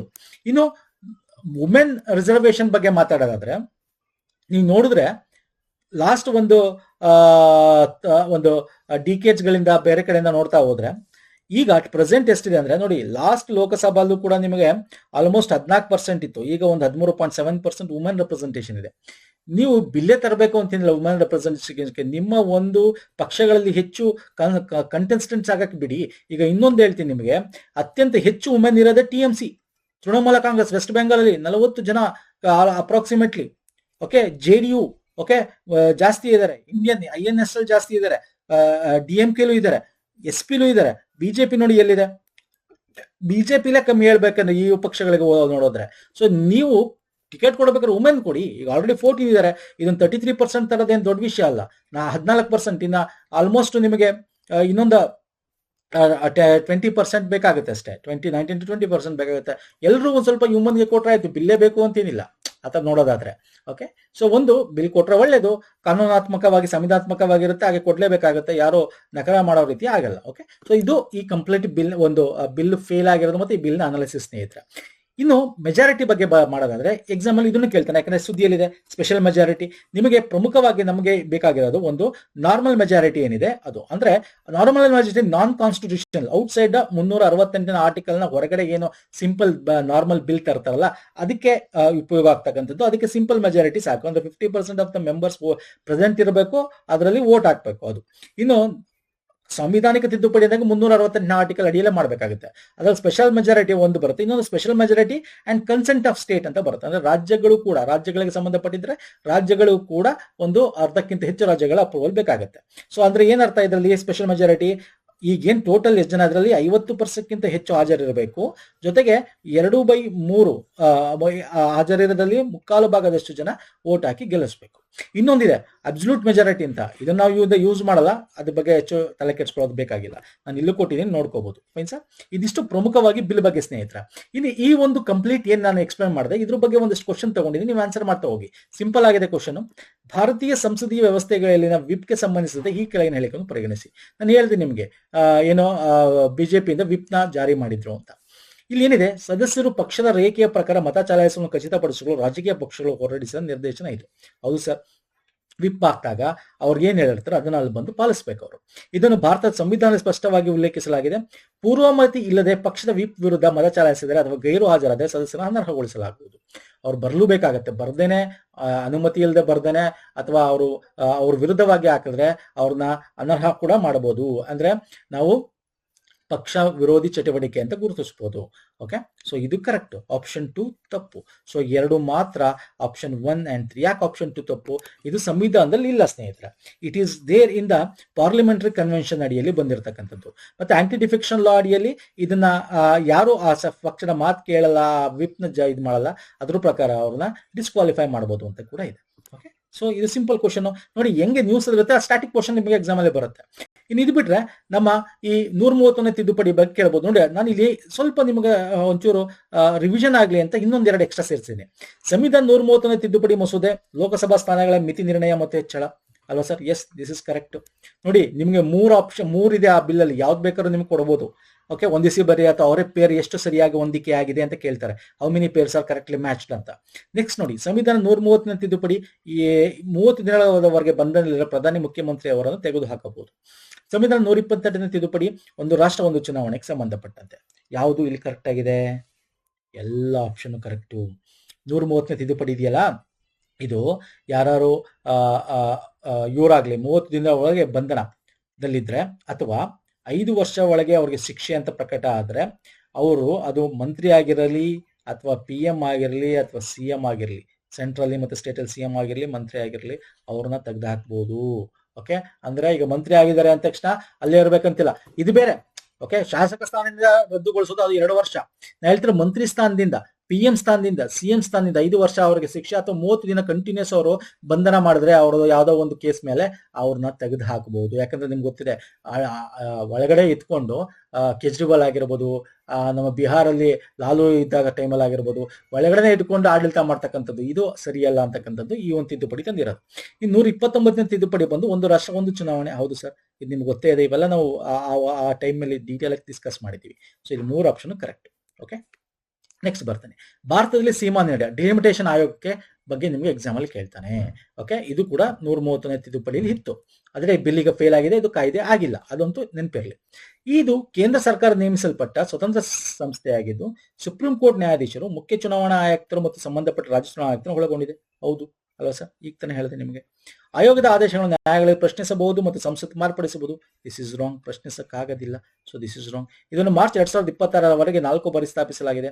ಅಂದ್ರೆ ಇದುವರೆಗೂ ಡಿಲಿಮಿಟೇಷನ್ ಕಮಿಷನ್ 4 ಬಾರಿ ಆಗಿದೆ. Yes, this is correct. So ಕೇವಲ 2 ಯಾವುದು sir? 1 and 3 is the right answer. Sir ನಾನು ಹೇಳಿದ್ದೇನೆ, 52, 63, 73 2002 ಮಾಡಿದ್ರು. ಆಪ್ಷನ್ 2 ಯಾಕೆ incorrect? This cannot be challenged in the court or modified by the legislator. Okay, next ಭಾರತ ಸಂವಿಧಾನ ತಿದ್ದುಪಡಿಗೆ. ಈಗ ನಾನು ಸಂವಿಧಾನ ತಿದ್ದುಪಡಿಗೆ ಒಂದೊಂದು ಕ್ವಶನ್, ಯಾಕೆಂದ್ರೆ ಇದು ಸಂವಿಧಾನಿಕ ತಿದ್ದುಪಡಿ ಕಾಯ್ದೆ 131 ಅಲ್ವಾ ಸರ್? ಸಾಂವಿಧಾನಿಕ ತಿದ್ದುಪಡಿ ಮಸೂದೆಯನ್ನು ಮಂಡಿಸುವ ಮೊದಲು ಭಾರತ ರಾಷ್ಟ್ರಪತಿಗೆ ಪೂರ್ವಾನುಮತಿ ಅಗತ್ಯವಿದೆ. ನೋಡಿ, ಫೈನಾನ್ಸ್ ಬಿಲ್ಗೆ ಅಗತ್ಯವಿದೆ, ಇದಕ್ಕೆ ಅಗತ್ಯ ಇಲ್ಲ, ಇದು ತಪ್ಪು. ಓಕೆ, ಭಾರತ ರಾಷ್ಟ್ರಪತಿಗಳು ಸಾಂವಿಧಾನಿಕ ತಿದ್ದುಪಡಿ ಮಸೂದೆಯನ್ನು ಮಂಡಿಸಿದ ನಂತರ ಅದಕ್ಕೆ ಒಪ್ಪಿಗೆ ನೀಡಲು ಬದ್ಧರಾಗಿರ್ತಾರೆ. Yes, this is correct. ಒಪ್ಪಿಗೆ ಕೊಡ್ಲೇಬೇಕು. Constitution amendment Lok Sabha individually, Rajya Sabha individually ಆದ್ರೆ ಅಪ್ರೂವ್ ಆದ್ರೆ ನಂತರ ಅವ್ರು ಕೊಡ್ಲೇಬೇಕು. ಅಂತಹ ಮಸೂದೆಯನ್ನು ಲೋಕಸಭೆ ಮತ್ತು ರಾಜ್ಯಸಭೆ 2 ವಿಶೇಷ ಬಹುಮತ ಅಂಗೀಕರಿಸಬೇಕು. ಜಂಟಿ ಸಭೆಗೆ ಯಾವುದೇ ಅವಕಾಶವಿಲ್ಲ. ಎಸ್ ಸರ್, ಕಾನ್ಸ್ಟಿಟ್ಯೂಷನ್ ಬಿಲ್ಗೆ ಈಕ್ವಲ್ ರೈಟ್ಸ್ ಇದೆ ರಾಜ್ಯಸಭೆ ಲೋಕಸಭೆಗೆ. ಒಂದ್ ಸಭೆ ಅಪ್ರೂವ್ ಮಾಡಿಲ್ಲ ಅಂದ್ರೆ ಬಿದ್ದೋಯ್ತು. 2 ಸಭೆಗಳು ಅಪ್ರೂವ್ ಮಾಡಬೇಕು ಅಂಡ್ ವಿಶೇಷ ಬಹುಮತದಲ್ಲಿ ಇರಬೇಕು. ಓಕೆ, ಸ್ಪೆಷಲ್ ಮೆಜಾರಿಟಿ ಇರಬೇಕು. 2 ಆಪ್ಷನ್ಸ್ ಕರೆಕ್ಟ್. 2 and 3 ಮಾತ್ರ ಇಸ್ ರೈಟ್ ಆನ್ಸರ್. ಒಂದು ತಪ್ಪು. ಅದಕ್ಕೆ ಪೂರ್ವಾನುಮತಿ ಬೇಕಾಗಿಲ್ಲ ರಾಷ್ಟ್ರಪತಿಗಳದ್ದು. Fine sir? ಎಸ್. ನೆಕ್ಸ್ಟ್ ಬರ್ತೇನೆ. ಈಗ ಇದ್ರ ಬಗ್ಗೆ ಒಂದಷ್ಟು ಕ್ವಶನ್ ಡಿಸ್ಕಸ್ ಮಾಡಿದೆ. ನೆಕ್ಸ್ಟ್ ಬನ್ನಿ, ಇತ್ತೀಚೆಗೆ ಸುದ್ದಿಯಲ್ಲಿ ಕಂಡು ಬರುವ ಅನಾಯಾಸ ತೆರಿಗೆ, ವಿಂಡ್ ಫಾಲ್ ಅಂತ ಕರಿತೀವಿ. ಏನಿದು ವಿಂಡ್ ಫಾಲ್ ಟ್ಯಾಕ್ಸ್ ಅಂತಕ್ಕಂಥದ್ದು? ಓಕೆ, ಸುದ್ದಿಯಲ್ಲಿತ್ತು, ಅದ್ರ ಬಗ್ಗೆ ಡಿಸ್ಕಸ್ ಮಾಡೋಣ. ಎಕಾನಮಿಲಿ ತುಂಬಾ ಇಂಪಾರ್ಟೆಂಟ್ ಸ್ನೇಹಿತರೆ. ಆರ್ಥಿಕ ಪರಿಸ್ಥಿತಿಗಳು ಆ ಕೈಗಾರಿಕೆಗಳು ಸರಾಸರಿಗಿಂತ ಹೆಚ್ಚಿನ ಲಾಭವನ್ನು ಅನುಭವಿಸಲು ಅನುಮತಿಸಿದಾಗ ಸರ್ಕಾರಗಳು ಕೆಲವು ಕೈಗಾರಿಕೆಗಳ ವಿರುದ್ಧ ವಿಧಿಸುವ ತೆರಿಗೆಯಾಗಿದೆ. ತೆರಿಗೆ ವಿಧಿಸುವುದರಿಂದ ಉತ್ಪನ್ನವು ದುಬಾರಿಯಾಗುತ್ತದೆ. ಯಾವ ಹೇಳಿಕೆ ಸರಿ? ಎಸ್ ಸರ್, ಆರ್ಥಿಕ ಪರಿಸ್ಥಿತಿಗಳು ಕೈಗಾರಿಕಾ ಸರಾಸರಿಗಿಂತ ಹೆಚ್ಚಿನ ಲಾಭವನ್ನು ಅನುಮತಿಸಿದಾಗ. This is correct. ಅಂದ್ರೆ ಏನರ್ಥ ಸರ್? ಕೇವಲ 1 ರೈಟು, 2ನೇ ತಪ್ಪು. ಏನಪ್ಪಾ ಅಂದ್ರೆ, ಈಗ ನಿಮ್ಗೆ ಇದು ಯೂಶಲಿ ಆಯಿಲು ಅಂದ್ರೆ ಪೆಟ್ರೋಲ್ ಈ ತರದ್ರ ಮೇಲೆ ವಿಧಿಸ್ತಕ್ಕಂಥದ್ದು. ಈಗ ಸುದ್ದಿಯಲ್ಲಿ ಯಾಕಿತ್ತು ಅಂತಂದ್ರೆ, ಗೌರ್ಮೆಂಟ್ ವಿಂಡ್ಫಾಲ್ ಟ್ಯಾಕ್ಸ್ ನ ಡೀಸೆಲ್ಗೆ 55.5 per ಲೀಟರ್, ATF 42. ATF ಅಂತಂದ್ರೆ ನಿಮಗೆ ಇಲ್ಲಿ ನೋಡೋದಾದ್ರೆ ಅದನ್ನ ಏವಿಯೇಷನ್ ಟರ್ಬೈನ್ ಫ್ಯೂಲ್, ಅದನ್ನು ಕೂಡ ಜಾಸ್ತಿ ಮಾಡಿದ್ದಾರೆ. ಯಾಕೆ ಮಾಡಿದ್ರು ನಿಮ್ಗೆ ಗೊತ್ತಿದೆ? Because of Jio political reason ಇಂದ. ಜಿಯೋ ಪಾಲಿಟಿಕಲ್ ರೀಸನ್ ಇಂದ ಏನಾಗಿದೆ, ನಿಮ್ಗೆ ಆಯಿಲ್ದು ಈಗ ಜಾಸ್ತಿ ಆಗಿದೆ. ನಾವು ಆಯಿಲ್ ಕೂಡ ಎಕ್ಸ್ಪೋರ್ಟ್ ಮಾಡ್ತೇವೆ, ರಿಫೈನ್ಡ್ ಮಾಡಿ ಆಯಿಲ್ನ ಎಕ್ಸ್ಪೋರ್ಟ್ ಮಾಡ್ತೀವಿ ನಾವು, ಪೆಟ್ರೋಲಿಯಂ ಪ್ರಾಡಕ್ಟ್ಗಳನ್ನ. ಈಗ ಮಾರುಕಟ್ಟೆಯಲ್ಲಿ ಬಿಕಾಸ್ ಆಫ್ ಹಾರ್ಮುಜ್ ಜಲಸಂಧಿಯಲ್ಲಿ ಇದಾಗಿದೆ, ಯುದ್ಧ ಏನಾಗಿದೆ ಜಾಸ್ತಿ ಅಂತ, ಈಗ ನೀವು ರೇಟ್ ಜಾಸ್ತಿ ಮಾಡಿ ಲಾಭ ಜಾಸ್ತಿ ತಗೊಳಕ್ಕಾಗಲ್ಲ. ಅಥವಾ ನೀವು ಭಾರತದ ಒಳಗೆ ಎಲ್ಲೇ ಒಳಗೆ ರೇಟ್ ಜಾಸ್ತಿ ಮಾಡಿಬಿಟ್ಟು ಈಗ ಜಾಸ್ತಿ ಆಗುತ್ತೆ ಅಂತೆಲ್ಲ ತಗೊಳ್ಳ ಹಂಗಲ್ಲ. ಹಂಗೆ ಮಾಡೋಕ್ಕಾಗಲ್ಲ. ಹಾಗಾಗಿ ವಿಂಡ್ಫಾಲ್ ಟ್ಯಾಕ್ಸ್ ಅಂತ ಹಾಕ್ತಾರೆ. ಈ ಟ್ಯಾಕ್ಸ್ ಹಾಕ್ದಂಗೆ ನಿಮ್ಗೆ ಜಾಸ್ತಿ ಮಾಡಿದಾಗ ಜಾಸ್ತಿ ಟ್ಯಾಕ್ಸ್ ಕಟ್ಟಬೇಕಾಗತ್ತೆ. ಮತ್ತೆ ಇಲ್ಲಿ ನೀವು ರೇಟ್ನ ಜಾಸ್ತಿ ಮಾಡೋಕ್ಕಾಗಲ್ಲ. ಸೊ ಹಾಗಾಗಿ ಇದು ಸರ್ಕಾರಕ್ಕೆ ಲಾಭ ಸಿಗುತ್ತೆ. ಓಕೆ, ನೀವು ಯುಟಿಲೈಸ್ ಮಾಡ್ಕೊಂಡು ಇದನ್ನ ರೇಟ್ ಜಾಸ್ತಿ ಮಾಡೋಕ್ಕಲ್ಲ ಆಯಿಲ್ ಕಂಪನೀಸ್ಗಳು. So windfall tax is a type of tax that levied on companies or individual who unexpectedly or dramatically gained a large profit. ಯಾರಿಗೆ ಸಿಗುತ್ತೆ ಲಾರ್ಜ್ ಪ್ರಾಫಿಟ್ ಅಂತವ್ರಿಗೆ. ಯೂಶಲಿ ಇದನ್ನ ಆಯಿಲ್, ಗ್ಯಾಸ್, ಮೈನಿಂಗ್ ಈ ಥರದಕ್ಕೆ ಹಾಕ್ತಾರೆ. ಜಿಯೋ ಪೊಲಿಟಿಕಲ್ ಮತ್ತೆ market shocks ಆದಾಗ ಇದನ್ನ ಯೂಸ್ ಮಾಡ್ತಕ್ಕಂಥದ್ದು. ಓಕೆ, ಸೊ ಇದನ್ನ ಅರ್ಥ ಮಾಡ್ಕೊಳ್ಳಿ. ಅಂಡ್ ಇದನ್ನ ಹಾಕಿದಾಗ ಯಾವುದೇ ಇದು ಕಂಪ್ನಿಗೆ ಪ್ರಾಫಿಟ್ ಅವ್ರು ಬೇಕು ಅಂತ ಜಾಸ್ತಿ ಮಾಡ್ಕೊಂಡು ಪ್ರಾಫಿಟ್ ತಗೊಳ್ಳೋದು ಅವ್ರಿಗೆ ಇದಾಗುತ್ತೆ ಹೊರತು ಯಾವುದೇ ಒಂದು ಪದಾರ್ಥಗಳ ಬೆಲೆ ಜಾಸ್ತಿ ಆಗಲ್ಲ ಇದರಿಂದ. ಓಕೆ, ಅದು ಗೊತ್ತಿರಬೇಕು ನಿಮಗೆ. ಸೊ ಹಾಗಾಗಿ ಇಲ್ಲಿ ಆಪ್ಷನ್ 2 ತಪ್ಪು. ಓಕೆ, ಇದನ್ನ ವಿಂಡ್ ಫಾಲ್ ಟ್ಯಾಕ್ಸ್ ಅಂತ ಕರಿತೀವಿ. ನೆಕ್ಸ್ಟ್, ಡೆಸ್ಕ್ಲಿಂಗ್ ವ್ಯಾಯಾಮ ಬಗ್ಗೆ. ಇದು ಭಾರತ ಮತ್ತು ಉಜ್ಬೇಕಿಸ್ತಾನ್ ನಡುವೆ ಆಗ್ತಾ ಇರ್ತಕ್ಕಂಥ ಒಂದು ವ್ಯಾಯಾಮ. Yes, this is correct. ಈ ವ್ಯಾಯಾಮವು ಭಯೋತ್ಪಾದನಾ ನಿಗ್ರಹ ಕಾರ್ಯಾಚರಣೆ ಮತ್ತು ಅರೆನಗರ ಗ್ರಾಮೀಣ ಪರಿಸರದಲ್ಲಿ ಜಂಟಿ ಯುದ್ಧ ತಂತ್ರದ ವ್ಯಾಯಾಮ ಮೇಲೆ ಕೇಂದ್ರೀಕರಿಸುತ್ತದೆ. Yes, this is also correct. ಇದು ಕ್ಯಾಸ್ಪಿಯನ್ ಸಮುದ್ರ ನಡೆಸುವ ದ್ವಿಪಕ್ಷೀಯ ನೌಕಾ ವ್ಯಾಯಾಮ. ಸಮುದ್ರ ಅಲ್ಲ, ಇಲ್ಲೇ ಹೇಳಿದ್ವಿ ವ್ಯಾಯಾಮ ಭಯೋತ್ಪಾದನಾ ನಿರ್ವಹಣಾ ಕಾರ್ಯಾಚರಣೆ ಅಂದ್ರೆ it his land based exercise. Okay, so option 3 ತಪ್ಪು. 1 and 2 is the right answer. Okay, ಇದು ನಡೀತಾ ಇರ್ತಕ್ಕಂಥದ್ದು ಉಜ್ಬೇಕಿಸ್ತಾನದಲ್ಲಿ ಕೇಳ್ತಾನೆ ಎಕ್ಸಾಮ್ ಅಲ್ಲಿ 12ರಿಂದ 25ನೇ ತಾರೀಕು ತನಕ. ಡೆಸ್ಕ್ಲಿಂಗ್ ಅಂತಕ್ಕಂಥದ್ದು 7ನೇ edition. Okay, it is a counter terrorism tactical operation. It is land based army exercise, not naval exercise. Fine sir, last year ಭಾರತದಲ್ಲಿ ಪೂನಲ್ಲಿ ಆಗಿತ್ತು. ನೆಕ್ಸ್ಟ್ ಬರ್ತೇನೆ. ಇತ್ತೀಚೆಗೆ ಸುದ್ದಿಯಲ್ಲಿ ಕಂಡು ಪ್ರಾಜೆಕ್ಟ್ ಹಿಮ್ ಸರೋವರ್ಗೆ ಸಂಬಂಧಪಟ್ಟಂತೆ. ಏನ್ ಸರ್ ಇದು? ತುಂಬಾ ಇಂಪಾರ್ಟೆಂಟ್ ಸರ್ ಇದು ಕೂಡ. ಹೇಳ್ತೀರಾ ಯಾವ ಆಪ್ಷನ್ ಕರೆಕ್ಟು? ನಾನು ಡೈರೆಕ್ಟ್ ಆಪ್ಷನ್ಸ್ ಹೇಳ ಸ್ನೇಹಿತರ, I don't want to waste your time, ಅದಕ್ಕೆ ನಾನು ಡೈರೆಕ್ಟ್ ಆಗಿ ಹೋಗ್ತಾ ಇರ್ತೇನೆ. ಓಕೆ, ಲಡಾಖ್ನಲ್ಲಿ ಪ್ರವಾಸೋದ್ಯಮ ಕೃತಕ ಸರೋವರ ಸೃಷ್ಟಿ ಅಂತಿದೆ. ಓಕೆ, ಲಡಾಖ್ನಲ್ಲಿ ನೀರಿನ ಸುರಕ್ಷತೆಗಳ ಖಚಿತಪಡಿಸಿಕೊಳ್ಳಲು ಹಿಮ ಕರಗಿಸುವ ಮಳೆ ನೀರಿನ ಸಂರಕ್ಷಣೆ ಅಂತಿದೆ. ಹಿಮಾಲಯದ ಹಿಮ ನದಿಗಳ ಸಂರಕ್ಷಣೆ ಅಂತಿದೆ. ಯಾವ್ದು ಕರೆಕ್ಟು? ಯಾವ್ದು correct? Option C correct. Okay, ಯಾಕೆ ಕರೆಕ್ಟು? ಸಿ, ಲಡಾಖಲ್ಲಿ ಏನಾಗ್ತಾ ಇದೆ, it is A Himalayan state, ನಿಮ್ಗೆ ಗೊತ್ತಿದೆ. ಅಲ್ಲಿ ಹಿಮ ಕರಗಿದಾಗ ನೀರು ಬರುತ್ತೆ. ಓಕೆ, ಬೇರೆ ಟೈಮಲ್ಲಿ ನೀರು ಇರಲ್ಲ. ಆ ನೀರು ಹೋಗ್ಬೇಕಾದ್ರೆ ಅವರು ತಡೆದಿಟ್ಕೋಬೇಕು, ಬೇರೆ ಆಪ್ಷನ್ಸ್ ಇಲ್ಲ. ಲಡಾಖಲ್ಲಿ ನಿಮಗೆ ಯಾವುದೇ ಆದ ನದಿ ಹುಟ್ಟಲ್ಲ, ಅಷ್ಟು ಅದು ಬೇರೆ ಕಡೆಯಿಂದ ಹರ್ಕೊಂಡ್ ಬರ್ತಕ್ಕಂಥದ್ದು ಅಲ್ವಾ, ಅಲ್ಲೇ ಉಗಮ ಯಾವುದು ಇಲ್ಲ ನಿಮಗೆ ನೋಡೋದಾದ್ರೆ ಅಲ್ವಾ ಸರ್. ಸೊ ಹಾಗಾಗಿ ರೌಂಡ್ ವಾಟರ್ ಅವೈಲಬಿಲಿಟಿ ಪ್ರತಿ ವರ್ಷ ಸಿಗಲ್ಲ ಅವ್ರಿಗೆ. ಸೊ ಅದಕ್ಕಾಗಿ ಪ್ರಾಜೆಕ್ಟ್ ಹಿಮ್ ಸರೋವರ್ ಅಂತ. ಸೊ ಇದು ಕೇಂದ್ರವು ಲಡಾಖ್ನಲ್ಲಿ ವರ್ಷಪೂರ್ತಿ ನೀರು ತಕ್ಕೊಂಡು ಪರಿಹರಿಸಲು ತಂದಿರತಕ್ಕಂಥದ್ದು. ಅಲ್ಲಿ ಕರುವ ಹಿಮ ನೀರಗಳನ್ನ ತೊರೆಗಳನ್ನ ಬಳಕೆ ಮಾಡ್ಕೊಳ್ಳೋದು ಹೆಂಗೆ ಅಂತ, ಅದನ್ನ ನೀರನ್ನು ಸೆರೆ ಹಿಡಿಯುವ ಬಗ್ಗೆ, ಒಂದಷ್ಟು ವೆಲ್ಗಳನ್ನ ಮಾಡಿ ಇಟ್ಕೊಳ್ಳೋದ್ರ ಬಗ್ಗೆ, ಅಥವಾ ಅದು ಹೋಗಿ ಕೆಳಗಡೆ ಇದ್ರೆ ಅದನ್ನ ಪಂಪ್ ಮುಖಾಂತರ ಎತ್ತಿ ಅದನ್ನ ಶೇಖರಣೆ ಮಾಡೋದ್ರ ಬಗ್ಗೆ, ಇದಕ್ಕೆಲ್ಲ ಒಂದು ಏನ್ ಮಾಡಬೇಕು ಅದನ್ನ ಉದ್ದೇಶ ಮಾಡ್ಕೊಂಡು ಪ್ರಾಜೆಕ್ಟ್ ಹಿಮ್ ಸರೋವರ್ ಅಂತ ತಂದಿರ್ತಕ್ಕಂಥದ್ದು. ಇದನ್ನ ಲೇಹ್ ಮತ್ತು ಕಾರ್ಗಿಲ್ ಪ್ರದೇಶಗಳಲ್ಲಿ ಫಸ್ಟ್ ತರ್ತಾ ಇದ್ದಾರೆ. ಇಲ್ಲೇನ್ ಮಾಡ್ತಾರೆ ಅಂದ್ರೆ ಕರಗಿದ ನೀರನ್ನು ಸೆರೆ ಹಿಡಿಯಲು, ಸಂಗ್ರಹಿಸಲು ಗುರುತ್ವಾಕರ್ಷಣ ಆಧಾರಿತ ವ್ಯವಸ್ಥೆಗಳನ್ನ, ಸೌರ ಲಿಫ್ಟ್ ಕಾರ್ಯಗಳನ್ನ ಬಳಸಿಕೊಂಡು, ಪರ್ಕುಲೇಷನ್ ಟ್ಯಾಂಕ್ ಗಳನ್ನ ಇಟ್ಟುಕೊಂಡು ಸಣ್ಣ ಜಲಾಶಯಗಳನ್ನ ನಿರ್ಮಿಸ್ತಕ್ಕಂಥದ್ದು, ದೊಡ್ಡ ದೊಡ್ಡ ಬೆಲೆಗಳ ತರ ಸಣ್ಣ ಜಲಾಶಯಗಳನ್ನ ನಿರ್ಮಾಣ ಮಾಡ್ತಕ್ಕಂಥದ್ದು. ಇದರಿಂದ ಅವರು ಏನ್ ಮಾಡ್ತಾರೆ, ನೀರು ಪೋಲಾಗದಂತ ತಡೆಯಬಹುದು, ಮತ್ತೆ ಅದನ್ನ ಬೇರೆ ಟೈಮಲ್ಲಿ ಯುಟಿಲೈಸ್ ಮಾಡ್ಕೊಳ್ಳೋಕೆ ಹೆಲ್ಪ್ ಆಗುತ್ತೆ ಅಂತ. ಸೊ ವೆರಿ ಇಂಪಾರ್ಟೆಂಟ್ ಸ್ನೇಹಿತರೆ, ಇದು ಪ್ರಜಾ ಬೇರೆ ಬೇರೆ ಕಾರಣಕ್ಕೆ ಸುದ್ದಿಗಳಿರ್ತದೆ. ಹಾಗಾಗಿ ಆಪ್ಷನ್, ಯಾಕಂದ್ರೆ ಇಲ್ಲಿ ಎರಡು ಆಪ್ಷನ್ ಕೊಟ್ಟಿದ್ದೀನಿ. So option C is the right answer. Next, ಈ ಸೇಫ್ ಹರ್ ಅಂತಕ್ಕಂಥದ್ದು ವೆರಿ ಇಂಪಾರ್ಟೆಂಟ್ ಕ್ವಶನ್. ನೋಡಿ, ಹರ್ ಅಂದ ತಕ್ಷಣ ಇದು ಮಹಿಳೆಗೆ ಸಂಬಂಧಪಟ್ಟಂತೆ ಅನ್ಕೊಂಡ್ಬಿಡ್ಬೇಕು. ಇದು 1 ಮಿಲಿಯನ್ ಮಹಿಳೆಯರಿಗೆ ಸೈಬರ್ ಸಖಿಗಳಾಗಿ ತರಬೇತಿ ನೀಡುವ ಸೈಬರ್ ಭದ್ರತಾ ಜಾಗೃತಿ ಕಾರ್ಯಕ್ರಮ. ಹೌದು ಸರ್, ಈ ಸೈಬರ್ ಸಖಿಗಳನ್ನ ಇದರಿಂದ ಇದು ಮಾಡ್ತಾರೆ, ಎಸ್ಪೆಷಲಿ ಗ್ರಾಮೀಣ ಪ್ರದೇಶಗಳಲ್ಲಿ. ಇದನ್ನು ಮಹಿಳಾ ಮತ್ತು ಮಕ್ಕಳ ಅಭಿವೃದ್ಧಿ ಸಚಿವಾಲಯ ಕಾರ್ಯಗತಗೊಳಿಸಿದರೆ ಇದು ಮಾಹಿತಿ ಭದ್ರತಾ ಶಿಕ್ಷಣ ಜಾಗೃತಿ ಕಾರ್ಯಕ್ರಮದ ಅಡಿಯಲ್ಲಿ ಇದೆ. S, option 3 correct. ಆಪ್ಷನ್ 2 ತಪ್ಪು. ಕೇವಲ 2, 1 and 3. 2 ಯಾಕೆ ತಪ್ಪು? ಇದು ಮಹಿಳಾದ ಅಡಿಯಲ್ಲಿ ಬರಲ್ಲ, ಎಲೆಕ್ಟ್ರಾನಿಕ್ಸ್ ಅಂಡ್ ಇನ್ಫಾರ್ಮೇಶನ್ ಟೆಕ್ನಾಲಜಿ ಅಡಿಯಲ್ಲಿ ಬರುತ್ತೆ ಸ್ನೇಹಿತರೆ. ಇಲ್ಲಿ ಏನ್ ಮಾಡ್ತಾ ಇದ್ದಾರೆ, ನಾನು ಇಲ್ಲಿ ಕನ್ನಡ ಇಂಗ್ಲಿಷ್ ಎರಡಲ್ಲಿ ತಗೊಂಡು ನೋಡ್ಕೊಳ್ಳಿ. ಇಲ್ಲಿ ಮಹಿಳೆಯರಿಗೆ ಡಿಜಿಟಲ್ ಪರಿಸರ, ಡಿಜಿಟಲ್ ಅಲ್ಲಿ ಹೆಂಗೆ ಫ್ರಾಡ್ಗಳು ಮಾಡ್ತಾರೆ ಅದ್ರ ಬಗ್ಗೆ ಮಾಹಿತಿ ಕೊಟ್ಟು ಹೆಂಗೆ ಅದನ್ನ ತಪ್ಪಿಸ್ಕೋಬೇಕು ಹೆಂಗೆ ಅಂತೇಳಿ ಅವ್ರಿಗೆ ಒಂದು ಇದು ಕೊಡ್ತಕ್ಕಂಥದ್ದು. ಅದನ್ನ ಎಲೆಕ್ಟ್ರಾನಿಕ್ಸ್ ಮಾಹಿತಿ ಸಚಿವಾಲಯ ಶಿಕ್ಷಣ ಮತ್ತು ಜಾಗೃತಿ ಕಾರ್ಯಕ್ರಮದ ಅಡಿಯಲ್ಲಿ ರಿಲಯನ್ಸ್ ಫೌಂಡೇಶನ್ ಸಹಭಾಗಿತ್ವದಲ್ಲಿ ಮತ್ತೆ ಸಿಡ್ಯಾಕ್ ಹೈದರಾಬಾದ್ ಇವರ ಒಂದು ಸಹಾಯಕದಲ್ಲಿ ಮಾಡ್ತಾ ಇದ್ದಾರೆ. ಇಲ್ಲಿ ಸಮುದಾಯಗಳಿಗೆ ಡಿಜಿಟಲ್ ಸುರಕ್ಷತೆ ಬಗ್ಗೆ ಎಕ್ಸ್ಪ್ಲೇನ್ ಮಾಡ್ತಾ ಹೋಗ್ತಾರೆ, ಸೈಬರ್ ಭದ್ರತಾದ ಬಗ್ಗೆ ಅರಿವು ಮೂಡಿಸ್ತಾ ಹೋಗ್ತಾರೆ, ಆನ್ಲೈನ್ ವಹಿವಾಟಿನ ಬಗ್ಗೆ ವಿಶ್ವಾಸನ ಹೆಚ್ಚಿಸ್ತಾ ಹೋಗ್ತಾರೆ. ಹಾಗಾಗಿ ಸೈಬರ್ ಸಖೀಸ್ ಅಂತ ಹೇಳಿ ಒಂದಷ್ಟು ಜನಗಳನ್ನ ಟ್ರೈನಿಂಗ್ ಕೊಡ್ತಾರೆ. ಸೆಲ್ಫ್ ಹೆಲ್ಪ್ ಗ್ರೂಪ್ಸ್ ಮುಖಾಂತರ ಒಂದಷ್ಟು ಟ್ರೈನಿಂಗ್ ಕೊಟ್ಟು ಅವರು ಬೇರೆ ಎಲ್ಲರೂ ಕೂಡ ಅದ್ರ ಬಗ್ಗೆ ಜಾಗೃತಿ ಮೂಡಿಸ್ತಕ್ಕಂಥದ್ದು. ಸೊ ಇದು 3 ವರ್ಷಗಳಲ್ಲಿ 1 ಮಿಲಿಯನ್ ಮಹಿಳೆಯರನ್ನು ತಲುಪೋ ಗುರಿ ಹೊಂದಿದೆ. 2029ವರೆಗೆ ಹಂತ ಹಂತವಾಗಿ ಇದನ್ನ ಬೇರೆ ಎಲ್ಲಾ ಕಡೆ ಬಹು ಪಾಲುದಾರಕ ಒಂದಷ್ಟು ದಿನ ತಗೊಂಡು ಕೂಡ ಇದನ್ನ ಇಂಪ್ರೂವ್ ಮಾಡಬೇಕು ಅಂತ ಇದ್ದಾರೆ. ಸೊ ಇದನ್ನ ಒಡಿಶಾದಲ್ಲಿ ಸ್ಟಾರ್ಟ್ ಮಾಡ್ತಾ ಇದ್ದಾರೆ, ಇದನ್ನ ಹಂತ ಹಂತವಾಗಿ ರಾಷ್ಟ್ರವ್ಯಾಪಿ ಕೂಡ ಮಾಡ್ತಾರೆ. ಸೊ ಹಾಗಾಗಿ ದಿಸ್ ಇಸ್ ವೆರಿ ಇಂಪಾರ್ಟೆಂಟ್. ಈ ಸೇಫ್ ಹರ್ ಅಂತಕ್ಕಂಥದ್ದು ಸೈಬರ್ ಭದ್ರತಾ ಜಾಗೃತಿ ಕಾರ್ಯಕ್ರಮ. Okay, next urban challenge fund. ಇದು ಮೊದಲ ಎಕ್ಸಾಮ್ ಅಲ್ಲಿ ಕೇಳಿದೆ, ಇದು ನಾನು ಲಾಸ್ಟ್ ಇಯರ್ ಕೂಡ ಇದ್ರ ಬಗ್ಗೆ ಡಿಸ್ಕಸ್ ಮಾಡಿದ್ದೀನಿ. ಜನವರಿಲಿ ಫೆಬ್ರವರಿಲಿ ಈ ಇಯರ್ ಅಥವಾ ಲಾಸ್ಟ್ ಇಯರ್ ಅಲ್ಲಿ ನೋಡಿ, ನಮ್ಮ ವೀಕ್ಲಿ ಕರೆಂಟ್ ಅಫೇರ್ ಇದೆ. ಮೊನ್ನೆ ಎಕ್ಸಾಮ್ ಅಲ್ಲೂ ಕೇಳಲು ಕೂಡ ಕೇಳಿದೆ ಇದನ್ನ. ಈ ನಿಧಿ ಅಡಿಯಲ್ಲಿ ಕೇಂದ್ರ ಸಹಾಯವನ್ನು ಯೋಜನಾ ವೆಚ್ಚದ 50% ಸೀಮಿತಗೊಳಿಸಲ, ಅಂದ್ರೆ ಕೇಂದ್ರ 50% ಅಮೌಂಟ್ ಕೊಡುತ್ತೆ ಅರ್ಬನ್ ಡೆವಲಪ್ಮೆಂಟ್ ಫಂಡ್ಗೋಸ್ಕರ. ಈ CF ಅಡಿಯಲ್ಲಿ ಕೈಗೆತ್ತಿಕೊಳ್ಳುವ ನಗರ ಸ್ಥಳೀಯ ಸಂಸ್ಥೆಗಳ ಯೋಜನೆಗಳಿಗೆ ಸಾಲ ಮರುಪಾವತಿ ಗ್ಯಾರಂಟಿ ಉಪಯೋಜನೆ ಅವಧಿಯ ಸಾಲ ಸಹಾಯಕ ಗ್ಯಾರಂಟಿ ವ್ಯವಸ್ಥೆಯನ್ನು ಒದಗಿಸುತ್ತದೆ. ಅಂದ್ರೆ ಸಾಲ ಮರುಪಾವತಿಗೆ ಕೂಡ ಗ್ಯಾರಂಟಿ ಕೊಡ್ತದೆ ಅಂತ ಸ್ಥಳೀಯ ಒಂದು ಸಂಸ್ಥೆಗಳ ಮುಖಾಂತರ. ಯಾವ ಹೇಳಿಕೆ ಸರಿ ಇಲ್ಲಿ ಅಂತ? ಯಾವ ಹೇಳಿಕೆ ಸರಿ ಸರ್? ಆಪ್ಷನ್ 2 ಮಾತ್ರ ಸರಿ. ಆಪ್ಷನ್ 1 ಯಾಕೆ ತಪ್ಪು? 50% ಅಲ್ಲ, 25% ಕೊಡೋದು ಕೇಂದ್ರ ಸರ್ಕಾರ. ಇದು ಈಗ ಅಮೆಂಡ್ ಮಾಡಿದ್ದಾರೆ, ಹಂಗಾಗಿ ಸುದ್ದಿಯಲ್ಲಿದೆ. 1 ಲಕ್ಷ ಕೋಟಿ ಅರ್ಬನ್ ಚಾಲೆಂಜ್ ಫಂಡ್ ನ ತರಬೇಕು ಮಾಡ್ತಾ ಇರ್ತಕ್ಕಂಥದ್ದು. ಇದಕ್ಕೆ 25% ಆ ಒಂದು ರಾಜ್ಯಗಳಲ್ಲಿ ಆ ಒಂದು ನಗರ ಪಾಲಿಕೆ ಅಡಿಯಲ್ಲಿ 25% ಅಷ್ಟು ಟೋಟಲ್ ಪ್ರಾಜೆಕ್ಟ್ ಕಾಸ್ಟ್ ನ ನಗರಗಳ ಡೆವಲಪ್ಮೆಂಟ್ಗೋಸ್ಕರ ಕೇಂದ್ರ ಸರ್ಕಾರ ಕೊಡುತ್ತೆ. ಇನ್ನು ಮಿಕ್ಕಿದ್ದು ಸ್ಟೇಟ್ ಮತ್ತೆ ನಗರ ಪಾಲಿಕೆಗಳು, ಅರ್ಬನ್ ಲೋಕಲ್ ಬಾಡೀಸ್ ಅಂತ ಏನ್ ಕರಿತೀವಲ್ಲ, ಅವರು ಇದನ್ನ ಕೊಡಬೇಕಾಗತ್ತೆ. ಓಕೆ, ಒಂದು. ಮತ್ತೆ ಇದಕ್ಕೆ ಗ್ಯಾರಂಟಿ ಕೂಡ ಇದೆ, credit repayment guarantee sub scheme, smart cities access market base financing. Okay, finance ಏನ್ ಮಾಡ್ತಾರೆ, ಈಗ ಅವ್ರು ಕೊಡ್ಲಿಲ್ಲ ಅಂದ್ರೆ ಏನಪ್ಪಾ ಅನ್ನೋ ರೀತಿ ಇಲ್ಲ, ಗ್ಯಾರಂಟಿ ಕೂಡ ಇರುತ್ತೆ. ಇದು ಎಸ್ಪೆಷಲಿ ಇದನ್ನ ಟೈರ್ 2 ಟೈರ್ 3ಗೆ ಫೋಕಸ್ ಮಾಡಕ್ಕೆ ಮಾಡಿರತಕ್ಕಂಥ ಒಂದು ಪ್ರಮುಖವಾದ ಯೋಜನೆ. ಸೊ ಇವೆಲ್ಲ ಎಕ್ಸಾಮ್ ಅಲ್ಲಿ ಇದೇ ಪಾಯಿಂಟ್ ಗಳನ್ನ ಕೇಳಿದ್ದೆ ಸ್ನೇಹಿತರೆ. ಓಕೆ, ಈಗ ಮೊನ್ನೆ ಕೇಳಿದ್ದ NWKSRTC ನೋಡಿ, ಒಂದಷ್ಟು ಇಂಪಾರ್ಟೆಂಟ್ ಇನ್ನೂ ತುಂಬಾ ಇದೆ, ಇದು ಮೋಸ್ಟ್ ಇಂಪಾರ್ಟೆಂಟ್. ಇನ್ನು ಮಿಕ್ಕಿದ್ದು ನೆಕ್ಸ್ಟ್ ಒಂದು ಕರೆಂಟ್ ಅಫೇರ್ ಡಿಸ್ಕಸ್ ಮಾಡ್ತೀನಿ. Weekly current affairs playlist monthly separate ಇದೆ ಸ್ನೇಹಿತರೆ, 2 ಲಿಂಕ್ ಕೊಡ್ತಿರ್ತೀನಿ ಇದೇ ವಿಡಿಯೋದ ಕೆಳಗೆ ಡಿಸ್ಕ್ರಿಪ್ಷನ್ ಬಾಕ್ಸ್ ಅಲ್ಲಿ. ಇಷ್ಟ ಆಗಿದ್ರೆ ವಿಡಿಯೋ ಲೈಕ್ ಮಾಡಿ, ಶೇರ್ ಮಾಡಿ, ಸಬ್ಸ್ಕ್ರೈಬ್ ಮಾಡ್ಕೊಳ್ಳಿ. ನಮ್ಮ ಟೆಲಿಗ್ರಾಮ್, ಇನ್ಸ್ಟಾಗ್ರಾಮ್ ಫಾಲೋ ಮಾಡಿಲ್ಲ ಮಾಡಿ, ಯಾಕಂದ್ರೆ ನಮ್ಮ PDF ಗಳು ನಮ್ಮ ಟೆಲಿಗ್ರಾಮ್ ಅಲ್ಲಿ ಶೇರ್ ಆಗುತ್ತೆ. ಪ್ರೀವಿಯಸ್ ಎಲ್ಲ ಒಂದು ಕರೆಂಟ್ ಅಫೇರ್ ಅಲ್ಲೇ ಕೂಡ ಇದೆ. ನೆಕ್ಸ್ಟ್ ವಿಡಿಯೋ ಪುನಃ ಸಿಗ್ತೀನಿ.